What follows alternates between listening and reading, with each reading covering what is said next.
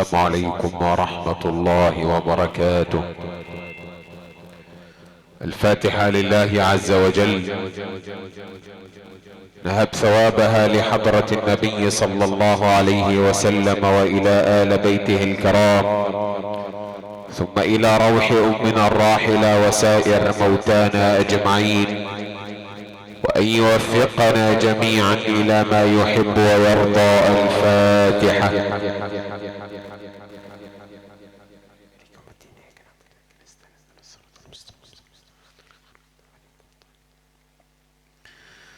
داخل القلعة العملاقة لأعمال الفراشة والإنارة الكبرى لأولاد الزناتي، إدارة الحاج السعيد أبو الزناتي، عبر أثير موجات إذاعة القرآن الكريم لرائدة من رواد عالم الصوتيات لمنت كارلو إذاعات العرب أولاد الحاج علي أبو حلمي، مهندس صبري والمهندس محمد، كذلك المهندس حلمي علي حلمي، ملوك الضيافة والخدمات الفندقية الممتازة فريق عامل المتر فؤاد الشرقاوي، وحدات البث المباشر والتصوير الديني للمهندس فتحي منصور، مقام قرآني تحفه ملائكة الحق جل وعلا، وعد تكريما وتأبينا لأمنا الراحلة الصوامة القوامة العابدة الزاهدة لله رب العالمين، حرم الوالد الكريم والجد العزيز الغائب الحاضر عبد الحاج أحمد أبو السيد رحمة الله عليه، مشاركة لأبنائها الكرام والأعلام الأستاذ السيد والأستاذ محمد، كذلك الأستاذ إبراهيم والأستاذ يحيى والأستاذ فتوح أحمد أبو السيد، مشاركة للراحل الكريم الأستاذ سمير أحمد أبو السيد، كذلك الراحل الكريم الكابتن أحمد أبو السيد، مشاركة للوالد الكريم الأستاذ فتوح أبو السيد، مشاركة للعائلة الكريمة وأبناء العمومة وعموم آل أبو السيد الكرام، شاكرا باسمهم لكل رجل كريم وفد لهذا المقام الكريم. بسم الله الرحمن الرحيم. كل نفس ذائقة الموت وإنما توفون أجوركم يوم القيامة، فمن زحزح عن النار وأدخل الجنة فقد فاز، وما الحياة الدنيا إلا متاع الغرور. منها خلقناكم وفيها نعيدكم ومنها نخرجكم تارة أخرى. منها خلقناكم للأجر والثواب، وفيها نعيدكم للجود والتراب، ومنها نخرجكم تارة أخرى للعرض والحساب. سبحان من جعل الموت خلقا من خلقه فقال تبارك الذي بيده الملك وهو على كل شيء قدير، الذي خلق الموت والحياة ليبلوكم أيكم أحسن عملا، وهو العزيز الغفور. صلاة وسلاما على سر الأسرار ونور الأنوار، سيدنا محمد الهادي البشير المختار. سيدي يا رسول الله، في الروح صوت من الإيمان ناداها، أنت الطريق إلى الرحمن يا طه، أنت الدليل إلى الأخلاق تلهمنا، فيك الفضيلة رب الكون علاها. فالجود منك لأهل الجود مدرسة، فوق المنى للورى أهدت عطاياها، والعفو منك لمعنى العفو علمنا، للنفس يوما سوف ترجو عفو مولاها، حق الجوار وحق الأهل تلزمه، والكل يرجو حبيب الله يهواها. فالله أكبر، شمس الحقيقة قد سطعت، للخلق نادت تعالوا واعبدوا الله. أيها الإخوة المؤمنون، تطيب ليلتنا هذه بذكر الله تطمئن القلوب. جدد حياة القلب بالقرآن كي تطمئن الروح بالإيمان، واتلوه بالآناء واستغفر به فإذا الرضا وسحائب الغفران. نعم الجليس سوى حياتك مصحف يجلو غرام النفس والوجدان، وهو الدليل لجنة الرحمن. أدعو إلى منصة القرآن الآن سليل جامعة السلطان، القارئ والقرى والمعلم الموجه العام لشؤون القرآن الكريم بالأزهر الشريف، قارئ قناة المديح الفضائية، عملاق قراء مصر، فضيلة القارئ الشيخ يوسف بنتي. ادعوه الآن إلى منصة التلاوة فليتفضل فضيلته مشكورا.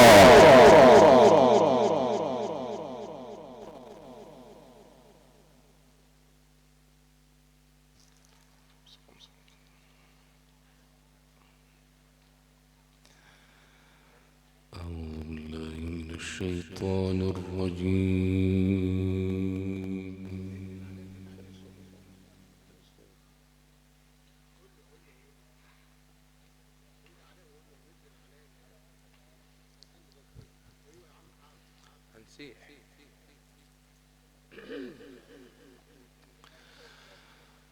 بسم الله الرحمن الرحيم.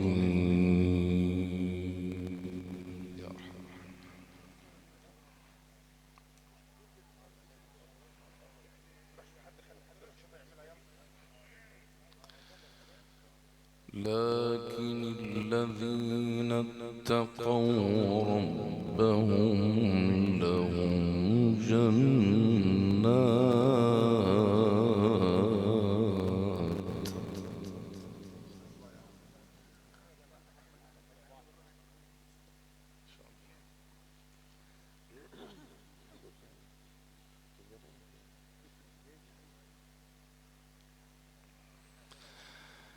لهم جنات تجري من تحتها الأنهار خالدين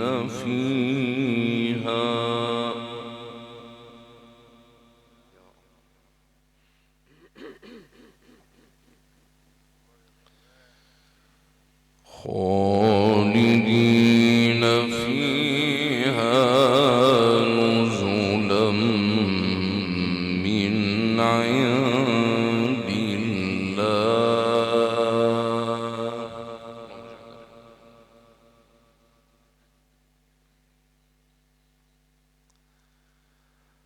وما عند الله خير للأبرار.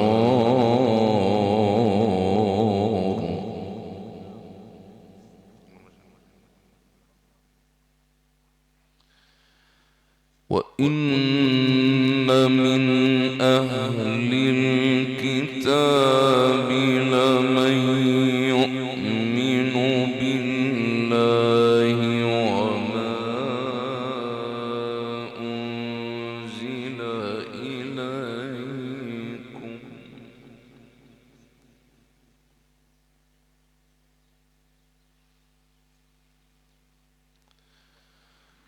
وما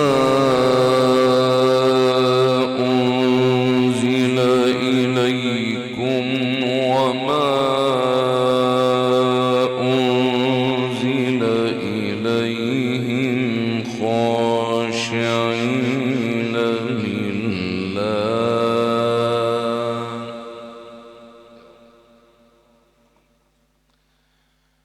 لا يشترون بآيات الله ثمنا قليلا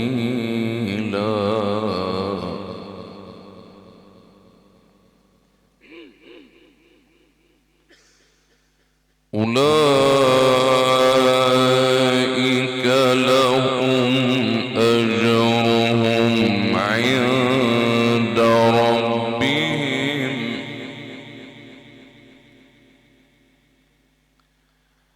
إن الله سريع الحساب.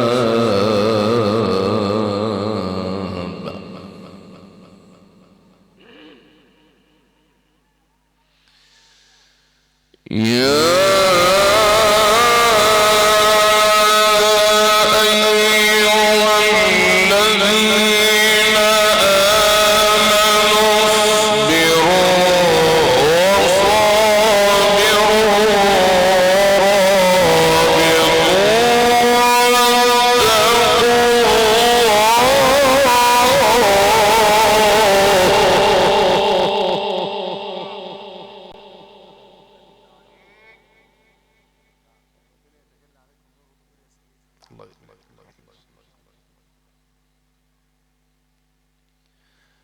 واتقوا الله لعلكم تفلحون.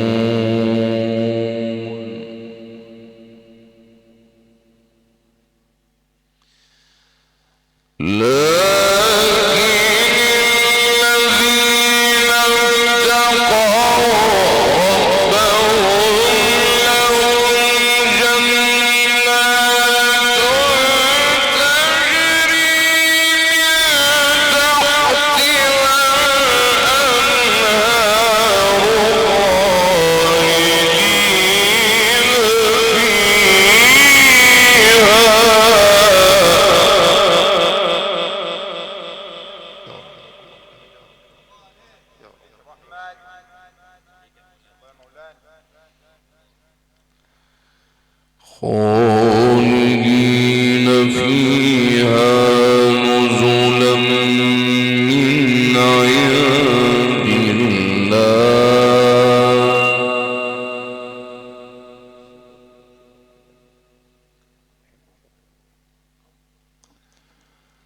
وما عند الله خير للأبرار.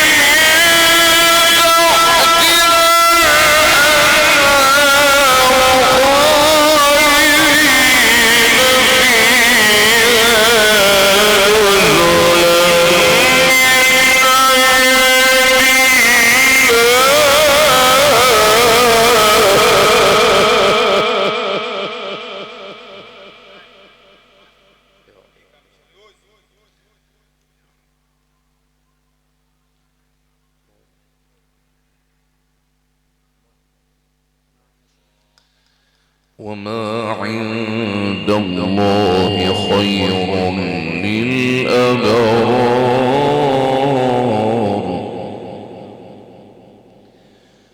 لكن الذين اتقوا ربهم لهم جنات تجري من تحتها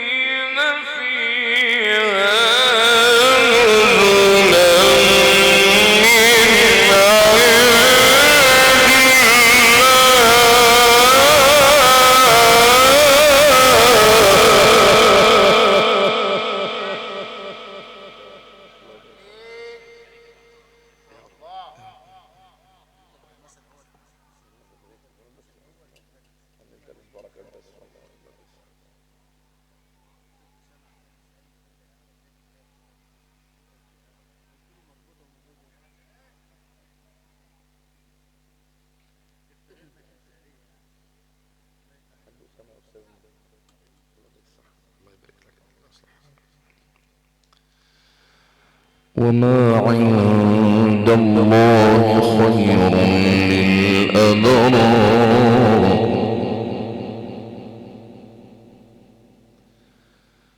وإن من أهل الكتاب لمن يؤمن بالله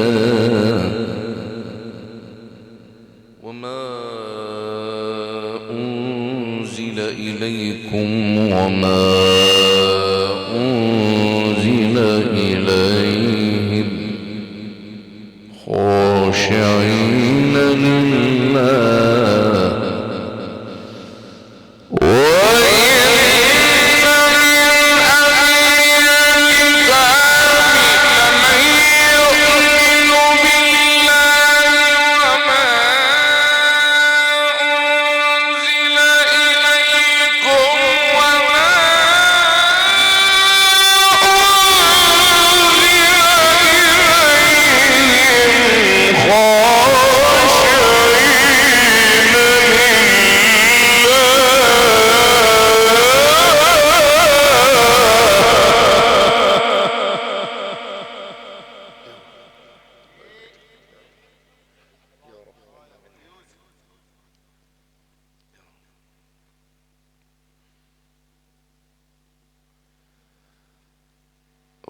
خاشعين لله لا يشترون بآيات الله ثمنا قليلا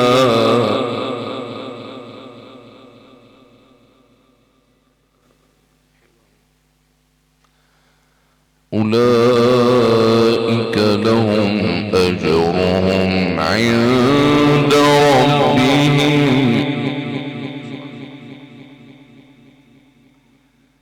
إن الله سريع الحساب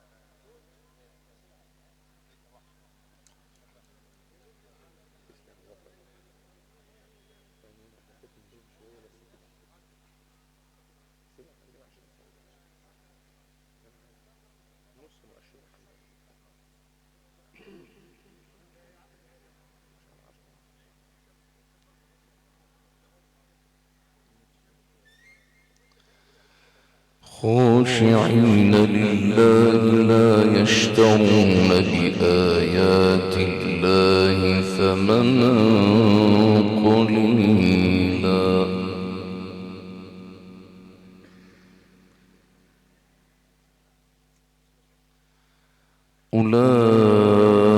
أولئك لهم أجرهم عند ربهم إن الله سريع الحساب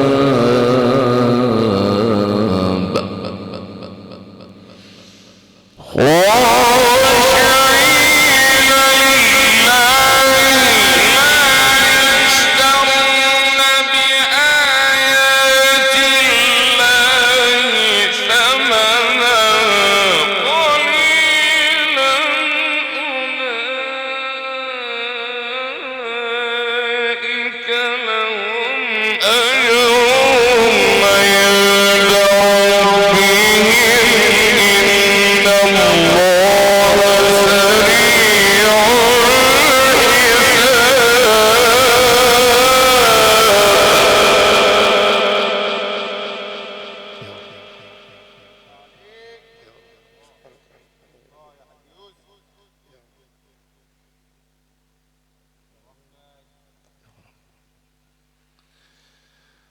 يا أيها الذين آمنوا اصبروا وصابروا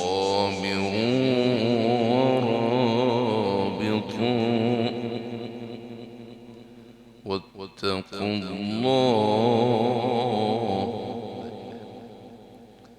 واتقوا الله لعلكم تفلحون.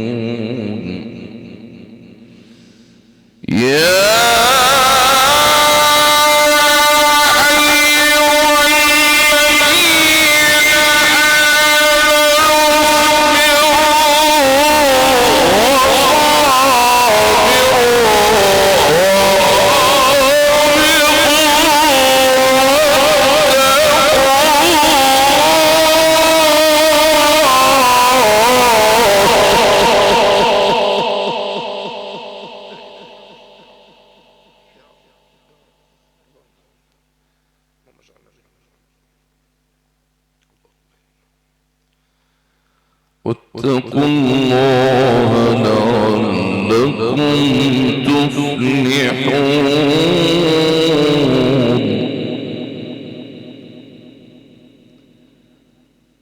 واتقوا الله لعلكم تفلحون.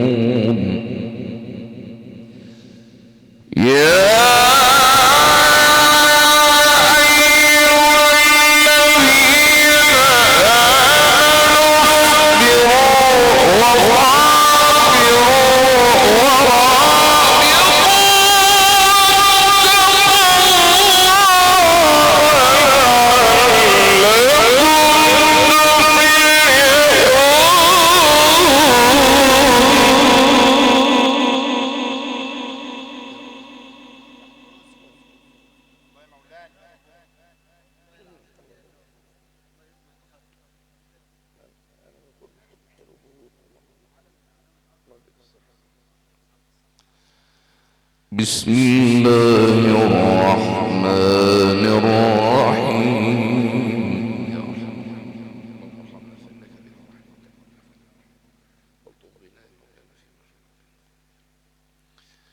يا أيها الناس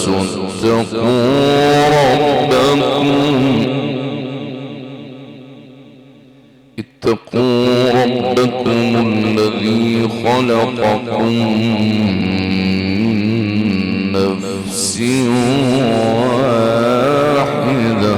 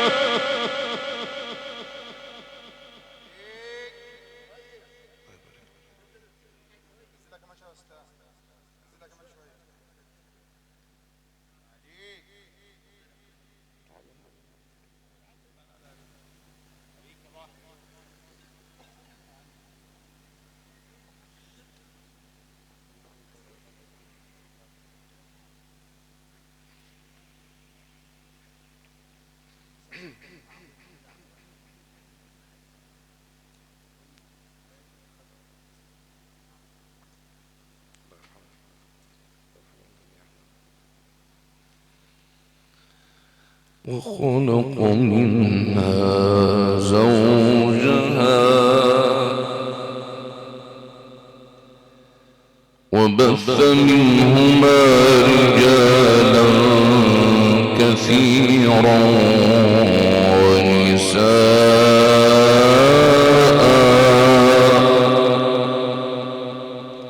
واتقوا الله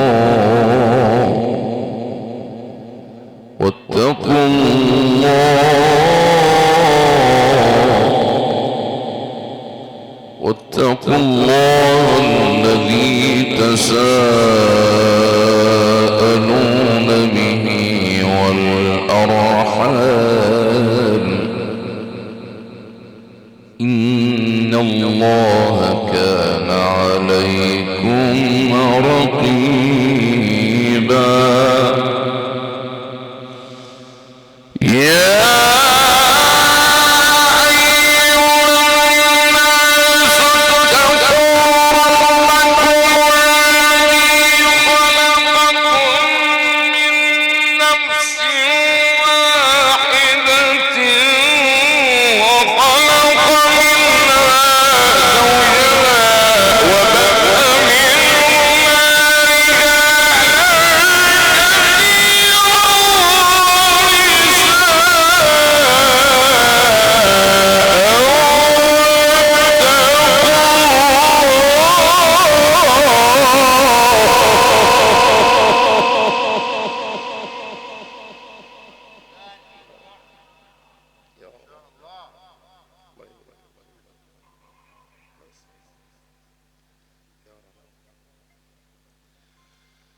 واتقوا الله الذي تساءلون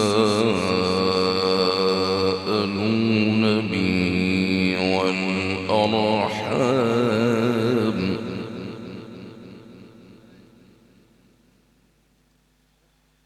إن الله كان عليكم رقيبا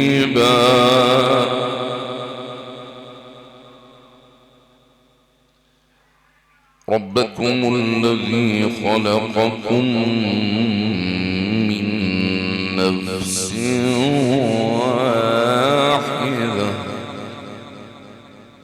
وخلق منها زوجها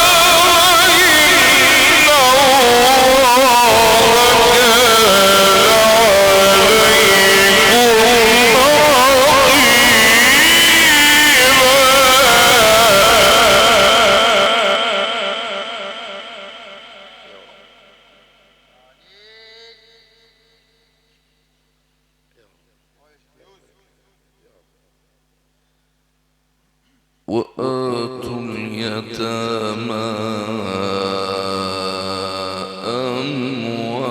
أموالهم ولا تتبدلوا الخبيث بالطيب ولا تأكلوا أموالهم إلى أموالكم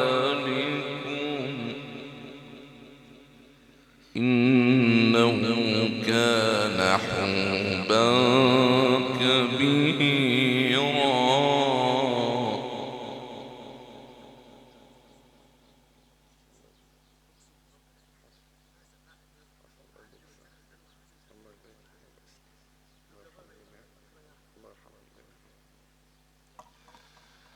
واتقوا الله الذي تساءلون به والأرحام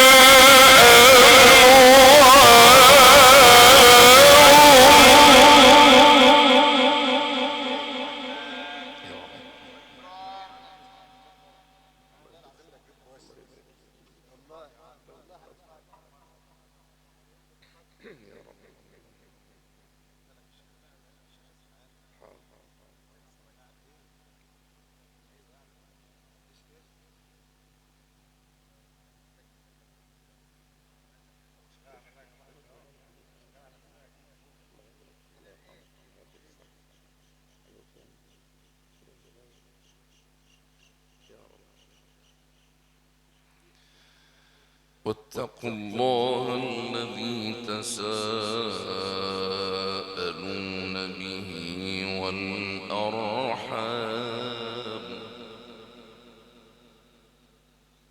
إن الله كان عليكم رقيبا واتقوا الله الذي تساءلون به والأرحام إن الله كان عليكم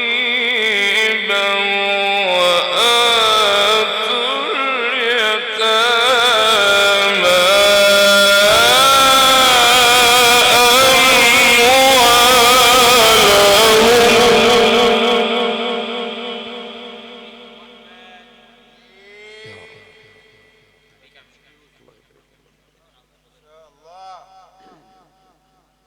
وآتوا اليتامى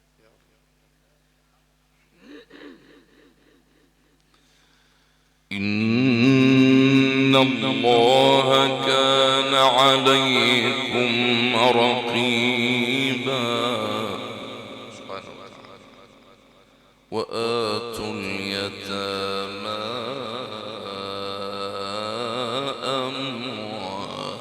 أموالهم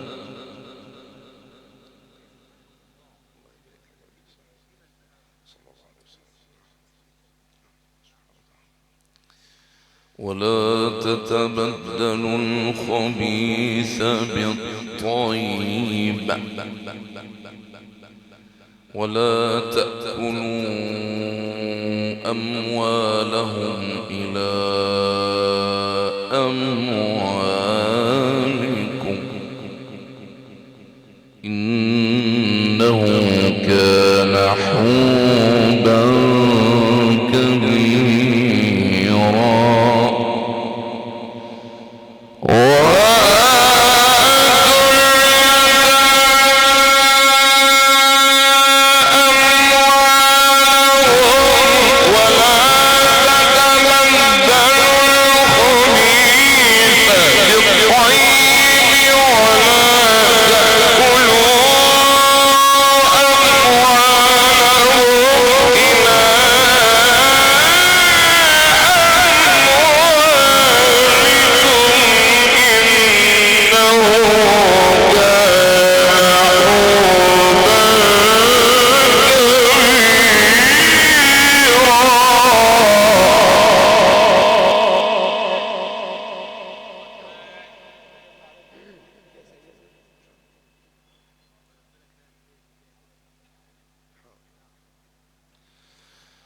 وإن خفتم ألا تقسطوا في اليتامى فانكحوا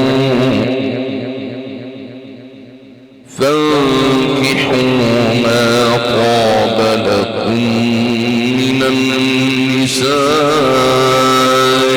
مثنى وثلاث ورباع فإن خفتم ألا تعدلوا فواحدة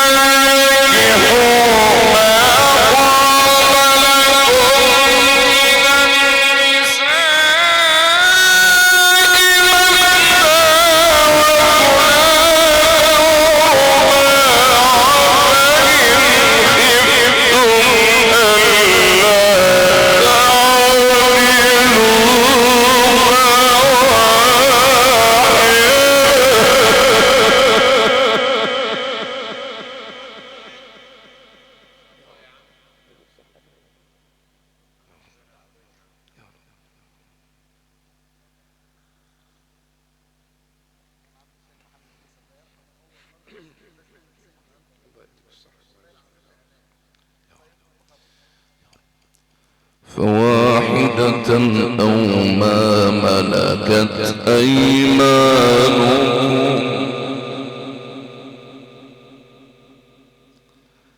ذلك أدنى ألا تعولوا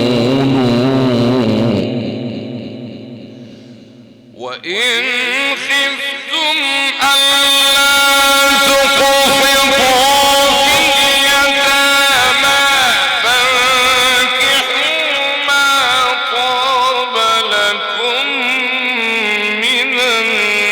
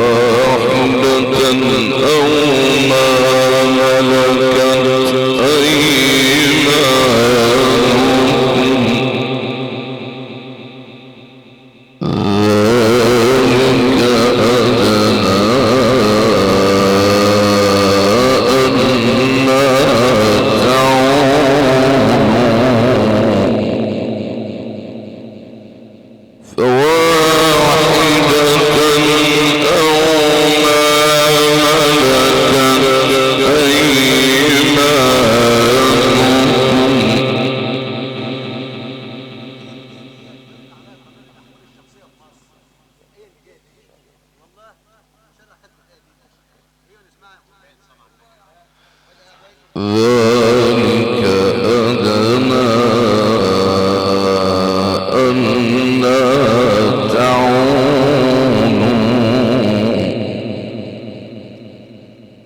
ذلك أدنى ألا تعولوا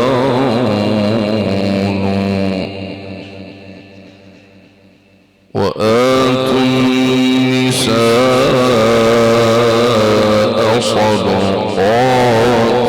صدقاتهن نحلة فإن طبن لكم عن شيء منه نفسا فكلوه هنيئا مريئا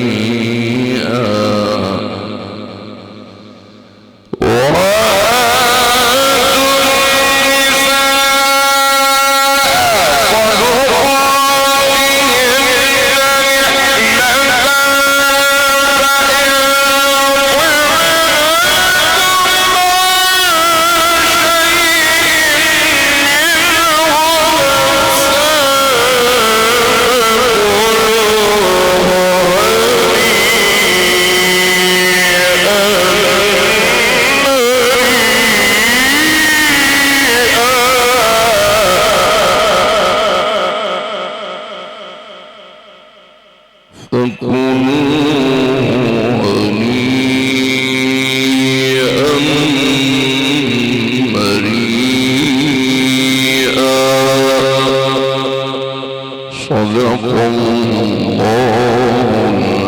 العظيم.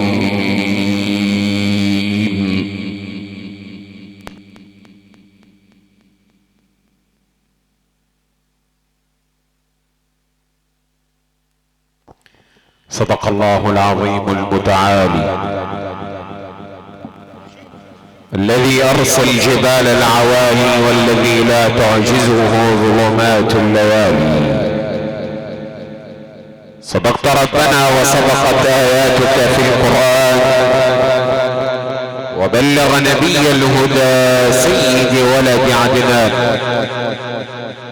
أضاء المكان بنور القرآن وتجلت علينا أنوار الحق من خواتيم سورة النساء وصدر من خواتيم سورة آل عمران وصدر سورة النساء سعدنا وإياكم بهذه التلاوة الطيبة القرآنية المباركة العطرة للقارئ والقراء والمعلم سليم جامعة سلطان المقارئ المصرية، الموجه العام لشؤون القرآن الكريم بالأزهر الشريف، قارئ قناة المديح الفضائية فضيلة القارئ الشيخ يوسف بن قارئ والمقيم بمركز مدينة كرنس، عبر أثير موجات إذاعة القرآن الكريم لرائدة من رواد عالم الصوتيات لمنتج إذاعات العرب أولاد الحاج علي حلمي رحمة الله عليه،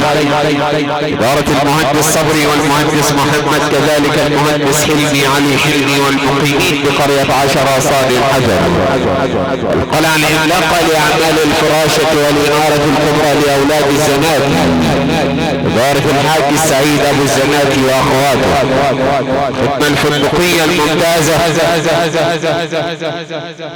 فريق عمل المتر فؤاد الشراوي، صانع رداء الريادة في عالم التصوير المهندس فتحي منصور، مقام التكريم والتأبين لأمنا الراحلة عرب الوالد الكريم والجد العزيز الغائب الحاضر عبد الحاج أحمد أبو السيد رحمة الله عليه، مشاركة لأبنائها الكرام والأعلام الأستاذ السيد والأستاذ محمد، كذلك الأستاذ إبراهيم والأستاذ يحيى والأستاذ فتوح أحمد أبو السيد، مشاركة للراحل الكريم الأستاذ سمير أحمد أبو السيد، كذلك الكابتن أحمد أبو السيد، مشاركة للوالد الكريم الأستاذ فتوح أحمد أبو السيد، مشاركة للعائلة الكريمة وأبناء العمومة الأكرمين، شكرا باسمهم لكل رجل كريم وفد لهذا المقام الكريم.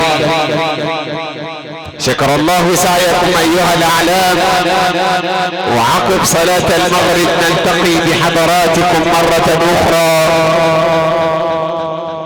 حتى ذلك الحين سلام من الله عليكم ورحمة من لدنه وبركاته.